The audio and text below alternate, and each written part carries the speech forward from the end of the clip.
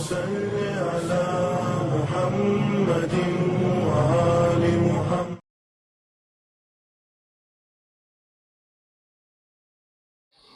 بسم اللہ الرحمن الرحیم. الحمد للہ رب العالمین. الصلاۃ والسلام علی رسولہ الکریم وآلہ الطیبین الطاہرین. ناظرین محترم، شب شہادت امام محمد تقی علیہ الصلاۃ والسلام آپ تمام حضرات کی خدمت میں تعزیت و تسلیت پیش کرتا ہوں. اسی کے ساتھ آپ تمام حضرات کی جانب سے نمائندگی کرتے ہوئے خدمت آغا امام زمان عجل اللہ تعالی فرجہ الشریف کی بارگاہ میں تعزیت و تسلیت عرض ہے. پروردگار عالم ہماری اس تعزیت و تسلیت کو دربار امام زمانہ عجل اللہ تعالی فرجہ الشریف میں پہنچا دے.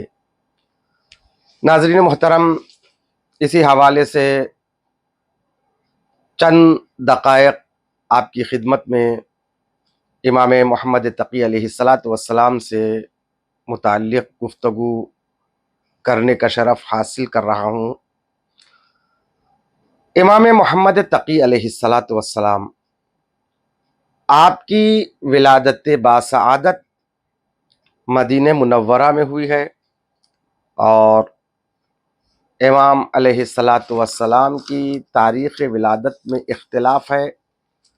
بعض مورخین نے لکھا کہ ماہ رمضان میں ولادت ہوئی ہے، بعض مورخین نے یہ لکھا ہے کہ 10 رجب میں آپ کی ولادت باسعادت ہوئی ہے.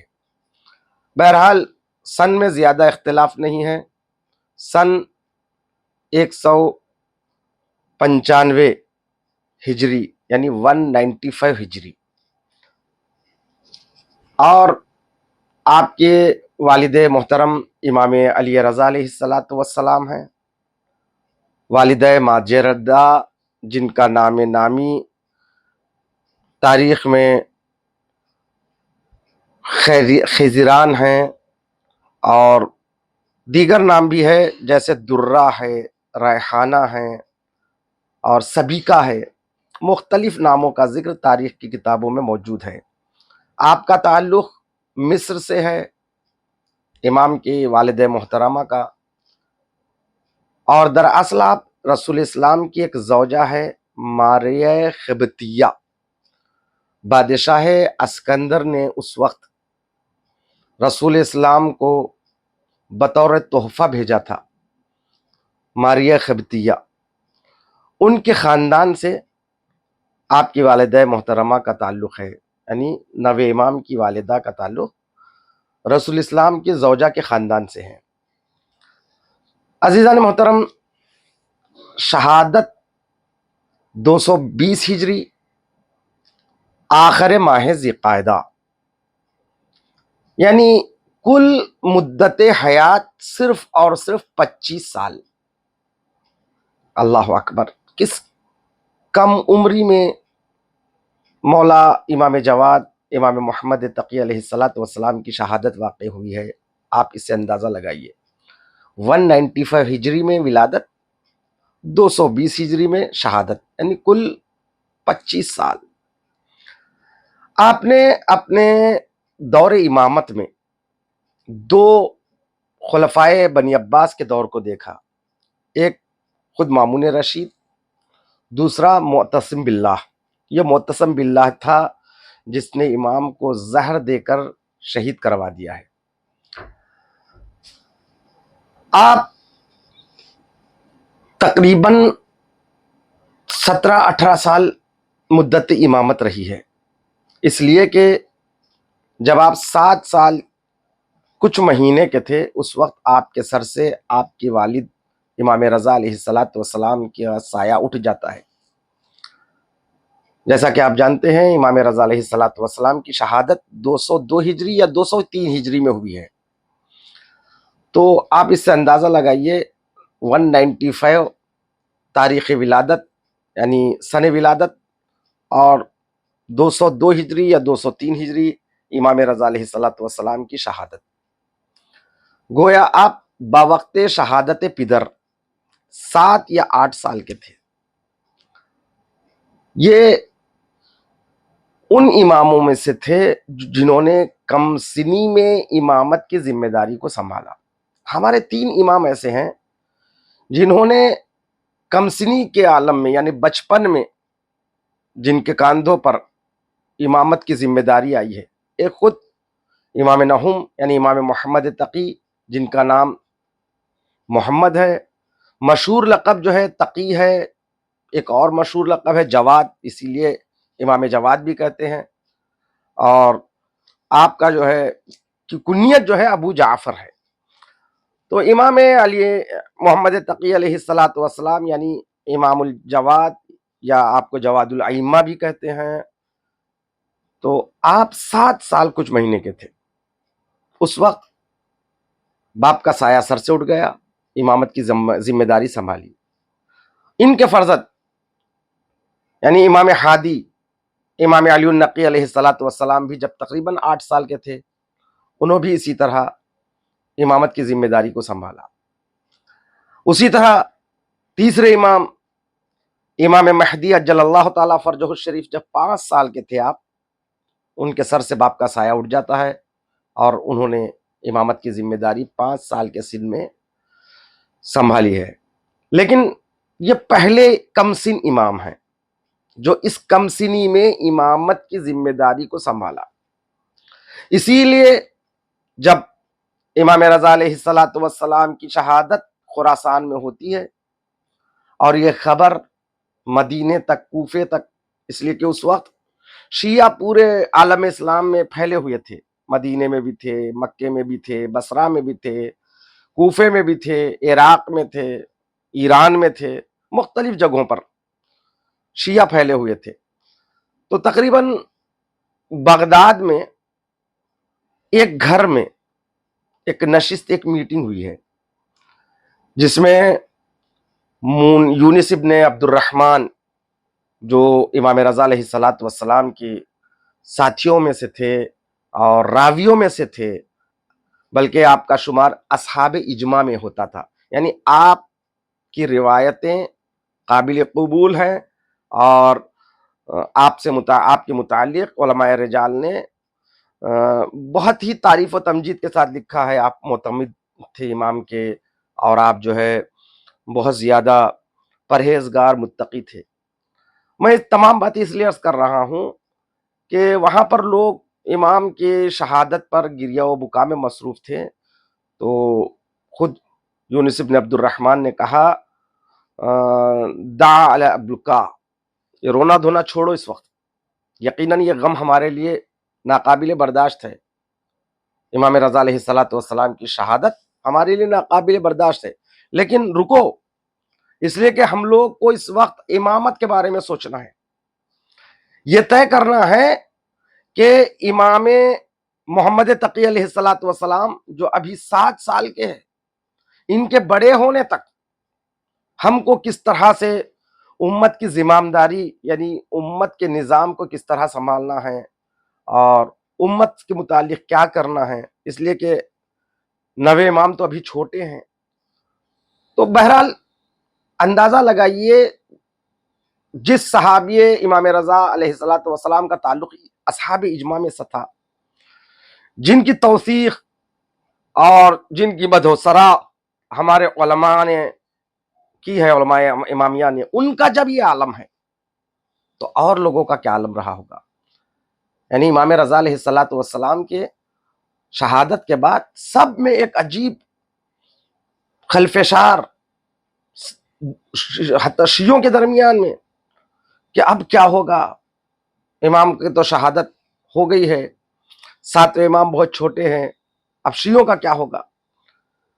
کمزور ایمان والے تو چھوڑیے، یونس ابن عبد الرحمن جیسے عظیم شخصیتوں کا یہ عالم ہے، لیکن اس کے باوجود بھی اللہ اکبر ایسے عالم میں بھی یہ بہت بھی بڑے کچھ ایسے کامل الایمان اصحاب میں جن کا شمار ہوتا تھا ریان ابن سلط، یہ کھڑے ہو کے کہتے ہیں افسوس ہے تم پر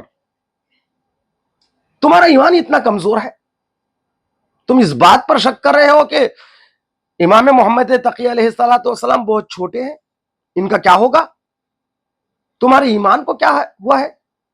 جبکہ امامت اور نبوت کا تعلق کم سنی یا کبر سنی سے نہیں ہے، امام امام ہوتا ہے، چاہے چھوٹا ہو، چاہے جوان ہو، چاہے بڑا ہو۔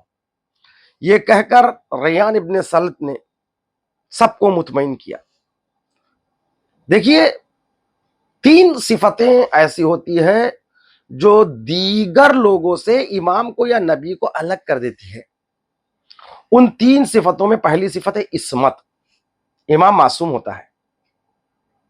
دوسری صفت یہ ہے امام عالم غیب ہوتا ہے اللہ کی اجازت سے۔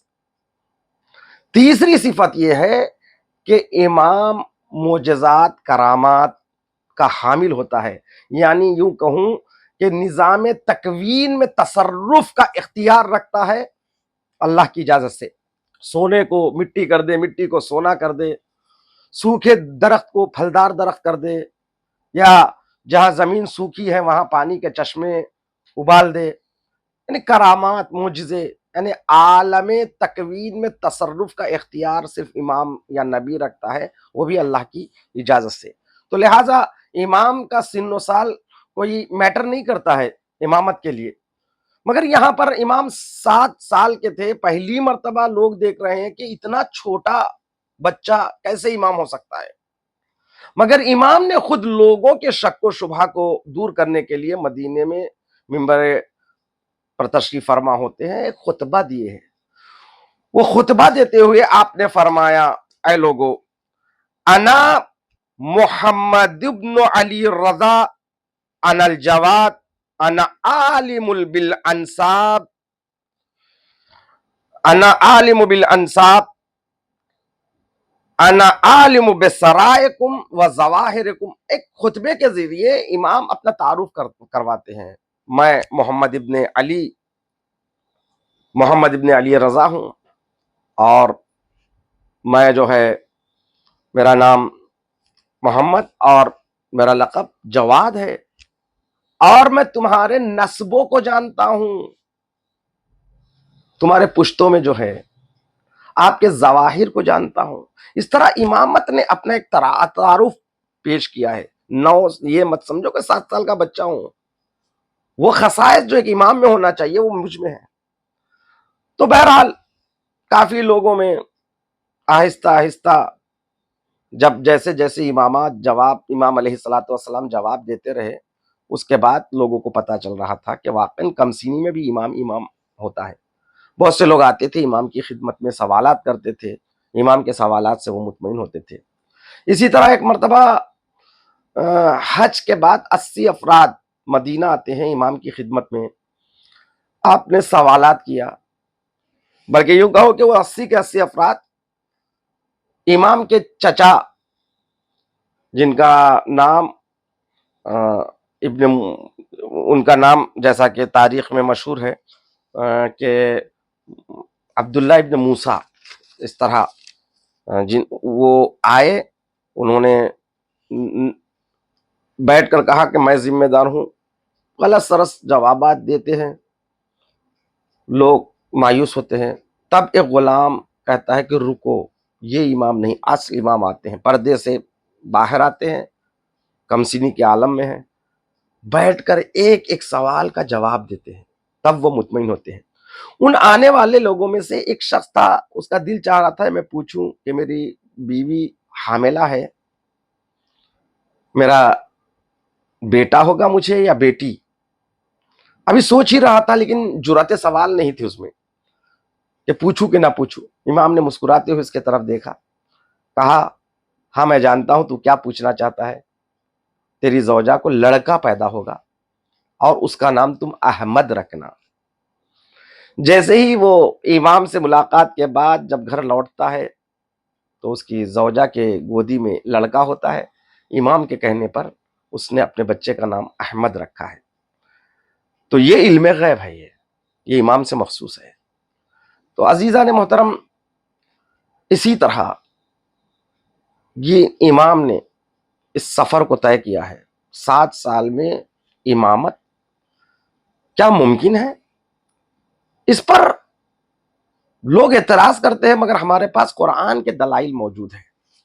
دلائل قرآنی میں یہ قرآن سورہ مریم آیت نمبر 12 پروردگار عالم جناب یحییٰ پیغمبر کے بارے میں اعلان کر رہا ہے، یا یحییٰ خذ الکتاب بقوت وآتیناہ الحکم صبیا، اے یحییٰ کتاب کو مضبوطی سے تھام لو، پکڑو، وآتیناہ الحکم صبیا، ہم نے اس بچے کو حکم عطا کیا۔ مفسرین کا کہنا ہے کہ یہاں حکم سے مراد نبوت عطا کی ہے۔ تو یہاں پر آپ اندازہ لگائیے، یحییٰ جو بہت چھوٹے تھے اس وقت پروردگار عالم نے ان کی نبوت کا اعلان کیا۔ کم سنی میں جب یحییٰ نبی بن سکتے ہیں، کیا فخر نبی، فخر یحییٰ امام محمد تقی علیہ السلام کیا 7-8 سال کے سن میں امامت کی ذمہ داری نہیں سنبھال سکتے؟ دوسری دلیل ہے، اور یہ دلیل سورہ مریم میں موجود ہے، آیت نمبر 30، قال انی عبد اللہ وآتانی الکتاب وجعلنی نبیا۔ پروردگار عالم جناب عیسیٰ کے قول کو نقل کر رہا ہے۔ جس وقت جناب عیسیٰ گہوارے میں تھے، ان کی ماں مریم پر جب الزام آیا تو گہوارے سے جو جناب عیسیٰ نے جو گواہی دی، پروردگار عالم نے جناب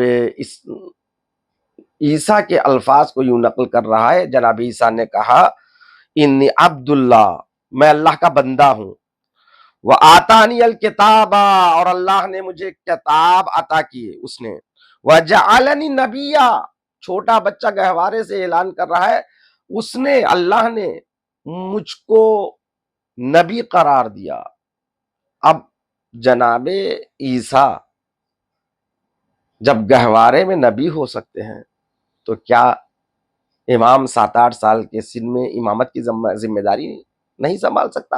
خود امام رضا علیہ السلام کا قول ہے، جہاں فرماتے ہیں ہمارے لیے کبر سن یعنی بزرگی، بچپنا، جوانی معیار نہیں ہے، ہم جس سن و سال میں بھی ہو ہم امام ہیں۔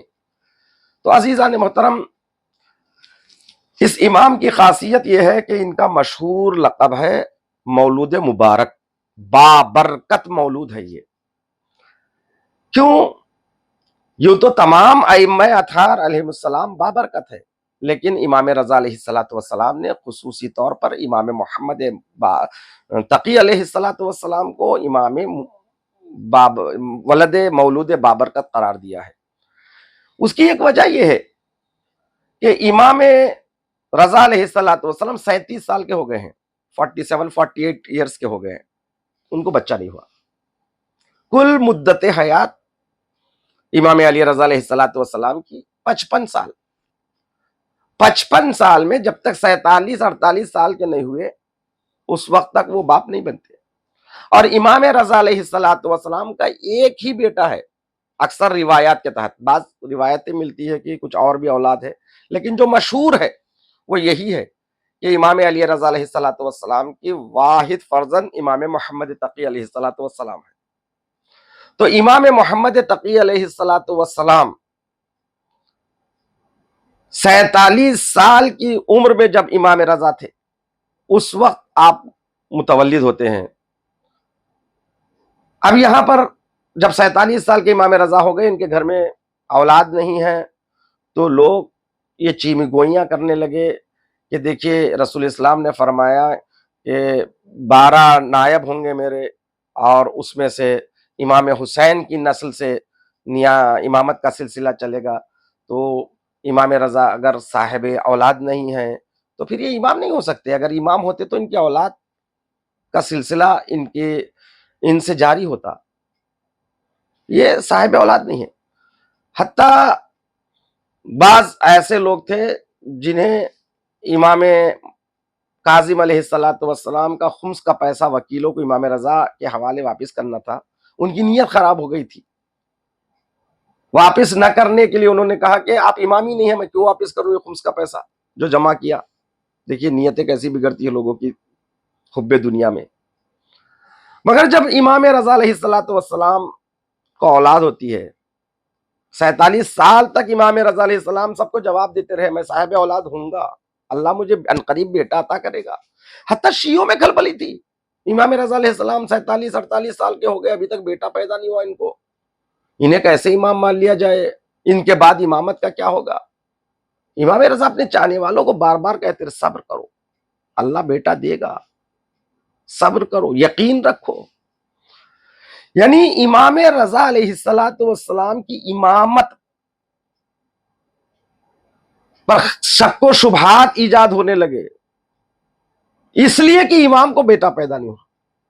جب امام محمد تقی علیہ السلام کی یہ بابرکت ولادت ہوتی ہے، اس وقت امام رضا علیہ السلام نے اپنے بچے کو گود میں لے کر کہا ہم میں یعنی ہم اماموں میں، ہمارے اہل بیت میں اس سے زیادہ بابرکت کوئی بیٹا نہیں پیدا ہوا. یہ الفاظ ہے امام رضا کی. اس لیے امام محمد تقی علیہ السلام کا مولود مبارک کہا جاتا.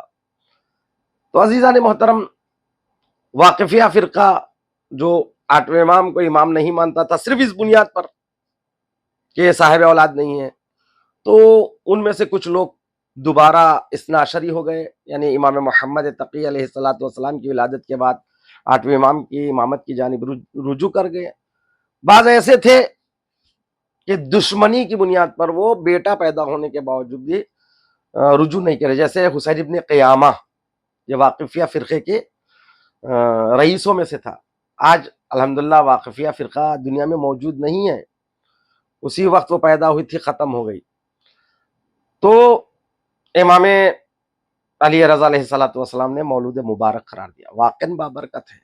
7 سال کی عمر میں امامت کی ذمہ داری سنبھالی، اور 2 مرتبہ آپ کو مامون رشید نے طلب کیا.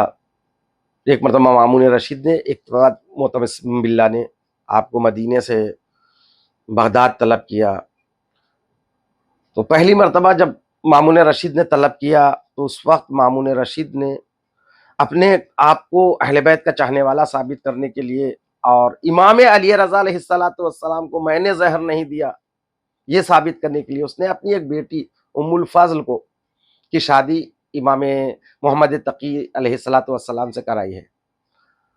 یہ شادی بھی اسی طرح ہے جس طرح رسول اسلام کی شادیوں میں 2 شادیاں ایسی ہوئی تھی، خلیفہ اول اور خلیفہ دوم نے اپنی بیٹیاں دی ہے تاکہ ہم ان سے جو اولاد پیدا ہوگی ہم ان کے نانا کہلائے اور امامت کی کا سلسلہ ان سے جاری ہو. لیکن اللہ نے انہیں اولاد نہیں دیا. اسی طرح ام الفضل جو امام کے گھر میں امام محمد تقی علیہ السلام کی زوجہ بن کر آئی تاکہ جاسوس بن کر رہے، اور ادھر مامون یہ چاہتا تھا کہ بیٹا ہو تو امامت کا سلسلہ میری بیٹی سے آگے بڑھے، بیٹی کے اولاد سے. لیکن اللہ نے ایسے فتنہ گروں کو اولاد نہیں دی ہے، چاہے وہ رسول کے ازواج میں ہوں، چاہے امام حسن کی زوجہ جودہ ابن اشعث، اسے بھی نہیں، اس نے زہر دیا امام حسن علیہ السلام کو. ادھر ام الفضل جو ہے وہ امام محمد تقی علیہ السلام کی گھر کی جاسوسہ بن کے تھی، ایک ایک چیز پہنچاتی تھی باپ.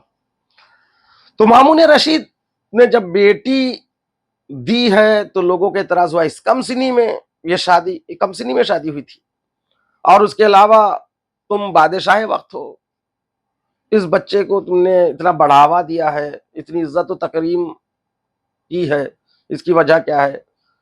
تو اس نے بغداد میں ایک علمی نشست کو منعقد کیا. جب علمی نشست کو منعقد کیا، بڑے بڑے علماء اور مفتیوں کو دعوت دی. اس میں بہت بڑا مفتی جس کا نام ہے یحییٰ ابن اکثم، اس کو بلایا، کہا کہ تم لوگوں کو مجھ پر اعتراض ہے کہ میں نے ایک چھوٹے سے بچوں کو یہ مرتبہ عطا کیا اور اپنا داماد بنا لیا، تم چاہے تو سوال کر سکتے ہو، پوچھ لو۔ یحییٰ ابن اقسم نے کہا اپنے غرور، یعنی میں بڑا ہوں، میں بہت بڑا عالم ہوں، میں سن میں بھی بہت بڑا ہوں، اے بچے سے کیا پوچھوں، لیکن بادشاہ کا حکم تھا تو بادشاہ کے حکم پر اس نے امام کی طرف توجہ نہیں کی۔ یحییٰ ابن اقسم نے، بادشاہ نے مامون رشید کہا آپ کی اجازت ہو تو میں سوال کروں گا، ویسے اس بچے سے کیا سوال کروں۔ بادشاہ نے مجھ سے اجازت مت لو، خود ان سے لو۔ تو مجبور ہو کر جب امام سے وہ سوال کرتا ہے تو بہت فنی سوال بنا کر لاتا ہے۔ دیکھیے ابواب فقہ میں جو ابواب ہے ان میں بہت زیادہ مشکل سوالات جو ہے نا کتاب الحج میں ہے، حج کے سوالات بڑی مشکل ہے، تو لہٰذا ایک ایسا سوال بنا کر لایا تاکہ امام جواب نہ دے سکے۔ تو کہا یہ بتاؤ حالت احرام میں اگر کوئی جانور کا شکار کرے تو اس کا کفارہ کیا ہے؟ سب کے کان کھڑے ہو گئے، خطرناک سوال ہے، یہ چھوٹا بچہ کیا جواب دے گا؟ امام نے فوراً کہا تمہارا سوال ہی غلط ہے، ناقص ہے، اس لیے کہ تم کو پوچھنا چاہیے وہ شکار کرنے والا آزاد تھا یا کسی کا غلام تھا، دن میں کیا رات میں کیا، احرام جو ہے وہ عمرے کا تھا یا حج کا تھا، حرم میں کیا ہل میں کیا، اور جانور جو پرندہ تھا یا پرندہ نہیں تھا، اور اسی طرح مسجد الحرام میں کیا یا مسجد الحرام سے باہر کیا، عمدن کیا یا اچانک سہون کیا۔ امام نے اتنے سوال کے سوال بناتے گئے کہ ایک مرتبہ پریشان ہو گیا یحییٰ ابن اقسم، اس کا غرور جو تھا وہ نشہرن ہو گیا، غرور ٹوٹ گیا، اب جان گیا کہ اللہ اکبر یہ کتنا بڑا عالم ہے۔ اس نے کہا حضور ایک سوال کے آپ نے اتنے سوالات کر لیے، اب جواب بھی آپ دیجئے۔ ہر ایک کے امام نے الگ الگ جواب دیے، حالت ہل میں ہو تو اتنا کفارہ ہے، حالت یعنی ہل میں ہو تو اتنا کفارہ ہے، حرم میں شکار کرے تو اتنا کفارہ ہے، اگر جانور پرندہ ہے تو اتنا کفارہ ہے، جانور اگر زمین پر چلنے والا رینگنے والا ہو تو اس کا اتنا کفارہ ہے، آمدن تو یہ ہے، سہون ہو تو یہ ہے، غلام ہو تو اس کا کفارہ اس کے آقا پر ہے، آقا کا ہو تو مطلب آزاد آدمی کا ہے تو اس کا ایک کفارہ ہے۔ ہر سوال کے الگ الگ امام نے جواب دیے، پورا مجمع مبہوت امام کو دیکھ رہا تھا، امام کے جلالت علمی سے وہ پورے مفتی وہ پورے علماء متاثر ہو رہے تھے، سب خاموش، کالطیور علی رؤوسہم، جیسے ان کے سروں پر پرندے بیٹھے ہوئے ہیں، کسی میں جرأت سخن نہیں ہے۔ اب امام نے بڑھ کے کہا کیا اجازت ہے میں سوال کروں، جواب دو گے؟ اب یحییٰ ابن اقسم کا جو غرور ٹوٹ گیا، اس نے کہا آقا سوال کیجئے، اگر جواب آتا ہو تو میں ضرور اس کا جواب دوں گا۔ تو اب امام علیہ السلام نے جو سوال کیا، کہا ایک عورت ہے جو ایک مرد پر صبح کے وقت وہ حرام تھی، دن چڑھتے یعنی ناشتے کے وقت وہ حلال ہو گئی، پھر ظہر کے وقت حرام ہو گئی، پھر عصر کے وقت حلال ہو گئی، پھر مغرب کے وقت حرام ہو گئی، پھر عشاء کے وقت حلال ہو گئی، پھر وہ آدھی رات کو حرام ہو گئی، پھر طلوع صبح میں رجوع کے حلال ہو گئی، یعنی 8 حالتیں، 8 حالتوں میں 4 مرتبہ حلال 4 مرتبہ حرام۔ ایک عورت ایک مرد پر 24 گھنٹے میں، 24 گھنٹے سے کم یا کہو 24 گھنٹے، 24 گھنٹے میں 4 مرتبہ حلال ہوتی ہے، 4 مرتبہ حرام ہوتی ہے، کیسے ممکن ہے؟ سوال ہی ایسا تھا، جواب کیا دے گا؟ اللہ اکبر، اگر ائمہ اطہار نہ ہوتے تو شریعت محمدی کا کیا ہوتا؟ خاموش، اتنا بڑا مفتی تو اس کے پاس جواب نہیں۔ امام نے کیسے سوال کیا دیکھیے، پہلی بات تو سوال سن کر حیرت میں آ گیا یحییٰ ابن اقسم، تمام وہاں کے موجود بغداد کے مفتی تھے، سب حیرت میں آ گئے، ہاتھوں کو جوڑ کے کہنے لگے یا فرزند رسول یہ جواب آپ ہی دے سکتے ہیں، آپ دیجئے۔ تو امام نے تشریح کی۔ صبح کے وقت وہ عورت ایک مرد پر حرام اس لیے کی تھی کہ وہ دوسروں کی کنیز تھی۔ جب وہ دوسرے کی کنیز تھی تو وہ حرام ہے، مگر اس نے دن چڑھتے اس کنیز کو خرید لیا۔ جب خرید لیا تو حلال ہو گئی۔ پھر اس کے بعد ظہر کے وقت اس نے اپنی کنیز کو آزاد کر دیا، جا میں تجھے اپنی کنیزی سے آزاد کر دیا۔ جیسے ہی آزاد کر دیا اب وہ غیر ہو گئی تو حرام ہو گئی۔ پھر اس کے بعد اس نے کیا کر دیا، آزاد کرنے کے بعد اس نے نکاح کر لیا، آزاد عورت سے نکاح کر لیا۔ جب نکاح کر لیا تو حلال ہو گئی۔ پھر مغرب کے وقت اس نے جو ہے صیغہ زہار پڑھا۔ صیغہ زہار دیکھیے زمانے جاہلیت میں یہ کہا جاتا ہے، ایک طرح کا طلاق ہے زمانے جاہلیت میں۔ جب اپنی بیوی کو طلاق دینا ہوتا تھا تو صیغہ زہار کو، زہار زہر سے ہے، زہر کا مطلب پیش پش کو کہتے ہیں، زہر، زہر وقت کو کہتے ہیں، زہر پش کو، زہیر کہتے ہیں پش پناہ کو۔ تو صیغہ زہار کا مطلب ہے کہ زمانے جاہلیت میں جب کسی کو طلاق دینا ہوتا تھا اپنی زوجہ کو، یہ کہتے تھے تیری پشت یعنی تیرے پیٹھ میرے ماں کے پیٹھ کی طرح ہے، یا میری بہن کی پیٹھ کی طرح ہے، یا میری بیٹی کی پشت کی طرح ہے۔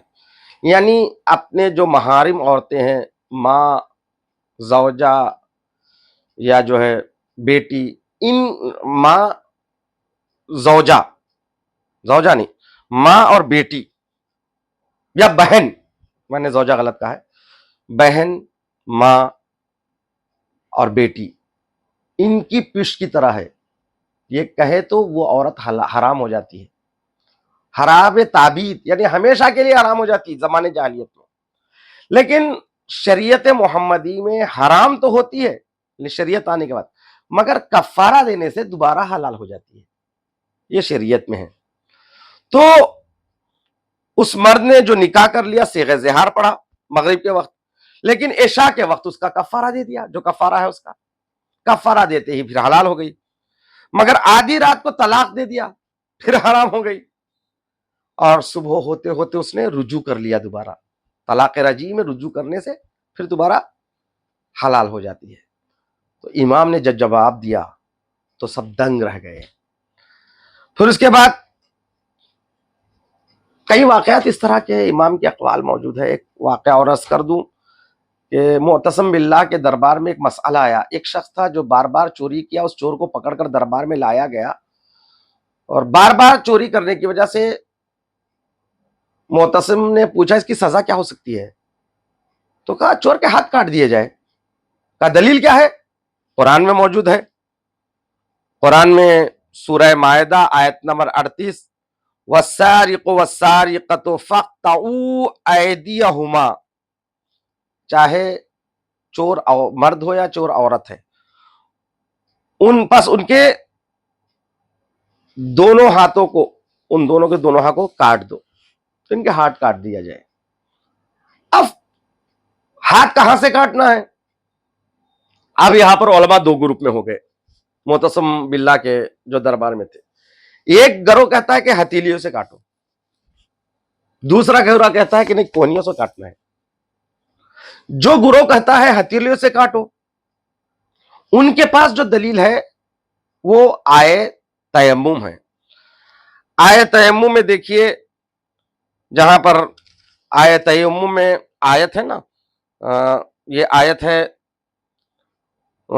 فَامْسَحُوا بِوُجُوهِكُمْ وَأَيْدِيكُمْ، یعنی تیمم میں ہوتا یہ ہے کہ مسح کرو اپنے چہروں، تم اپنے چہروں کا، وَأَيْدِيكُمْ، ایدیکم اپنے ہاتھوں کا۔ جب ہاتھوں کا کہا تو کہاں سے کرتے آپ؟ یہاں سے لے کے یہاں تک۔ تو اس کو آیت تیمم کو دلیل بنا کر ایک گروہ نے کہا کہ نہیں ہتھیلی کاٹنا ہے چور کے، دوسرے گروہ نے کہا کہ نہیں کوہنی سے کاٹنا ہے، انہوں نے بھی تقریباً وہی دلیل دی ہے۔ یہ دونوں آیتیں ہیں، اسی آیت میں موجود ہے۔ یہ دوسری آیت بھی جو ہے اسی آیت کا حصہ ہے، فَاغْسِلُوا وُجُوهَكُمْ وَأَيْدِيَكُمْ إِلَى الْمَرَافِقِ، یعنی غسل کرو، اپنے چہروں کو دھو، یہ وضو ہے، پس تم اپنے چہروں کو دھو، وَأَيْدِيَكُمْ اپنے ہاتھوں کو دھو، إِلَى الْمَرَافِقِ، یعنی یا إِلَى الْمَرَافِقِ، مرافق کی طرف سے یا مرافق تک۔ اہل سنت الہ کے معنی جو ہے نا تک کے لیتے ہیں، اور شیعہ حضرات الہ طرف کے معنی ہیں، تو کوہنیوں سے إِلَى المرافق کا لفظ ہے، لہذا کوہنیوں تک کاٹنا ہے۔ جب دونوں میں اختلاف ہوا، دو گروہ میں، معتصم باللہ نے کہا کہ اب اس مسئلے کو حل کرنے والا ایک ہی ہے، وہ جو ہے محمد ابن علی یعنی امام جواد علیہ السلام ہے۔ انہیں دربار میں بلایا گیا، ان سے جب مسئلہ پوچھا گیا تو امام نے کہا ان باتوں سے مجھے دور رکھو، ان لوگوں نے جو کہہ دیا میں ان کی بحث میں نہیں پڑھنا چاہتا ہوں۔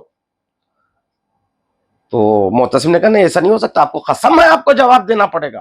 جب قسم دیا تو امام نے کہا دونوں غلط ہیں۔ پھر کیسے؟ کہا صرف انگلیاں کاٹنا چاہیے۔ اچھا دلیل کیا ہے؟ پھر امام نے دلیل دیا کہ سورہ جن آیت نمبر 18 میں پروردگار عالم اعلان کر رہا ہے وَأَنَّ الْمَسَاجِدَ لِلَّهِ فَلَا تَدْعُوا مَعَ اللَّهِ أَحَدًا، یہ مساجد یعنی سجدہ کرنے کی جگہ 7 ہے، پیشانی 1، 2 ہتھیلیاں 3، 2 گھٹنے 4 5 اور 2 انگوٹھے پیر کے 7، ان 7 جگہوں کو مساجد اللہ کہتے ہیں۔ یہ اللہ کی مخصوص اعضاء ہے، اسی لیے مرنے کے بعد ان 7 جگہوں پر کافور کو ملا جاتا ہے۔ حکم ہے، واجب ہے، کفن کے وقت جو ہے آپ کو تکفیر بھی، یعنی آپ کو وہاں پر جو ہے کافر بننا ہے، کیونکہ مساجد اللہ اللہ کے مخصوص ہے، لہٰذا اللہ کے مخصوص اعضاء کو آپ کاٹ نہیں سکتے۔ اچھا دوسری دلیل یہ ہے، سورہ یوسف آیت نمبر 31 میں جب جناب یوسف جو ہے زندان سے باہر آ رہے تھے اور زلیخا کی سہیلیوں کے ہاتھوں میں چاقو اور پھل تھے، اور انہوں نے جناب یوسف کے حسن کو دیکھ کر مبہوت ہو گئے اور اپنی ہاتھوں سے اپنی انگلیوں کو کاٹ لیا انہوں نے۔ یہ آپ نے سنا بھی، قرآن میں بھی موجود ہے، ایسا انہوں نے پھل کاٹا کہ پھل کٹ گیا، انگلیاں تک کٹنے لگی۔ لیکن قرآن میں لفظ ہے سورہ یوسف آیت نمبر 31 میں وَقَطَّعْنَ أَيْدِيَهُنَّ، انہوں نے قطع کر لیا اپنی ایدی کو۔ تو ید کا لفظ ہے، ید کہتے ہاتھ کو، مگر وہاں پر کاٹ لیا کیا؟ انگلیاں۔ اس طرح امام محمد تقی علیہ السلام نے دلیل دے کے بتایا کہ چور کے ہاتھ کاٹنے کا مطلب نہ ہتھیلی کو کاٹنا ہے، نہ کونی سے کاٹنا ہے، بلکہ ان کی انگلیاں کاٹنا ہے۔ ایسے ہوتے ہیں محمد کے گھرانے والے۔ تو عزیزان محترم، اس طرح سے امام محمد تقی علیہ السلام نے اپنے نانا کے دین کو بچا لیا ہے، اور آج ان کی شب شہادت ہے، اور معتصم باللہ خدا اس ملعون پر لعنت کریں، زہر کے ذریعے امام علیہ السلام کو شہید کر دیا۔ 25 سال کی عمر میں امام محمد تقی علیہ السلام بغداد میں شہادت ہوتی ہے، اور بغداد ہی میں جو آج کاظمیہ کے نام سے وہ جگہ مشہور ہے، جو ہم کاظمین بھی کہتے ہیں، وہاں امام محمد تقی علیہ السلام کی قبر ہے، اور آج کی رات وہاں شیعہ حیدر کرار کا ایک ہجوم ہوتا ہے، ماتم و سینہ زنی و مجالس کا سلسلہ۔ پروردگار عالم ہم سب کو امام کاظم علیہ السلام کی زیارت نصیب فرمائے، اور دوبارہ آپ حضرات کو اس عظیم شہادت کے موقع پر پرسہ پیش کرتا ہوں، تعزیت و تسلیم پیش کرتا ہوں۔ والسلام۔